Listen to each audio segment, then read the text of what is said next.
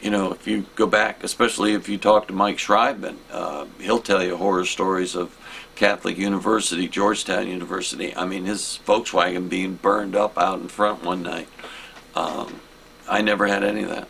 Yeah, you talk about that because that's another thing. Like you mentioning how the sound had to be. That was like a new industry, a new business model, and then security at these shows. Because what I read and have seen is like there was like a movement among people that they felt that music should be free. Oh, absolutely. Bogarting concerts. That was called bogarting concerts.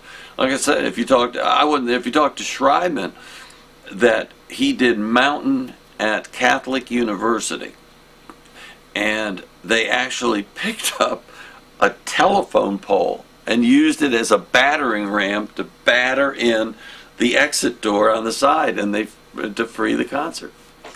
Is that what the concept was? Freeing the concert? Bogarting the concerts. Let's bogart the but the big thing was that I had analyzed it, okay?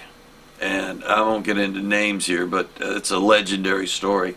Before we did the first Alexandria roller rink, I knew how it operated. It operated with a few guys, because these were social events, okay? I mean, that's what concerts were. And there were the people who bought the tickets, and then there were the people that just came to hang out because it was a social thing. And what we had done at the roller rink is you had a flight of stairs at the front, and then it went into a glassed area and a ticket booth. Normally, if you were going to be skating, you'd walk up, you'd buy your ticket, you'd walk through the doors, and go into the rink. But I didn't want anybody near those doors without a ticket.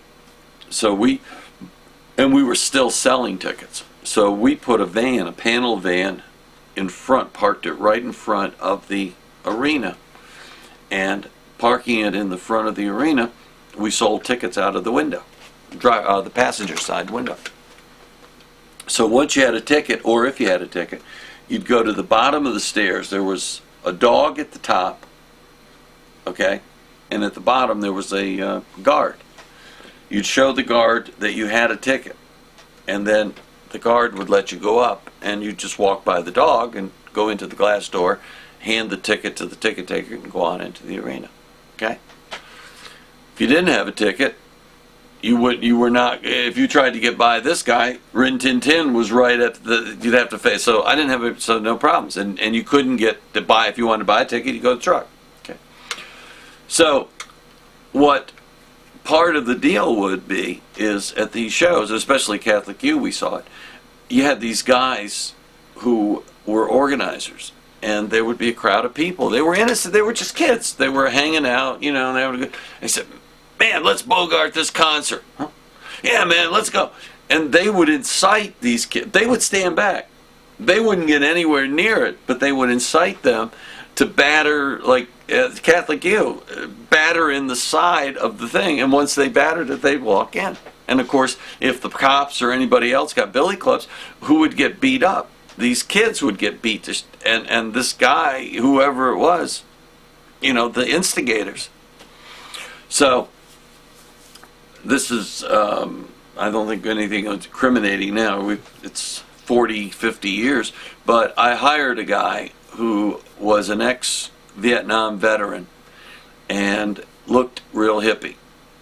Long, black, greasy hair, cowboy hat, buckskin.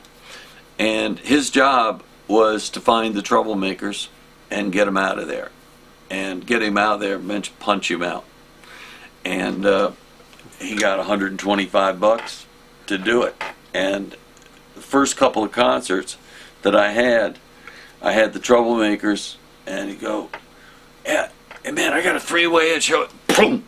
End of story. By the third concert, nobody, between the dogs and the buckskin, nobody came around the Alexandria roller rink. That was it.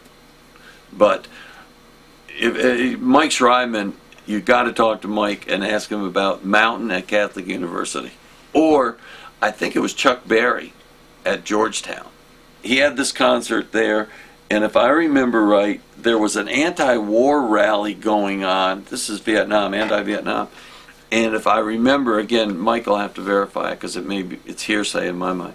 And he had a Volkswagen. He had an old little Volkswagen. And not only did that, they rioted there and they burned the car.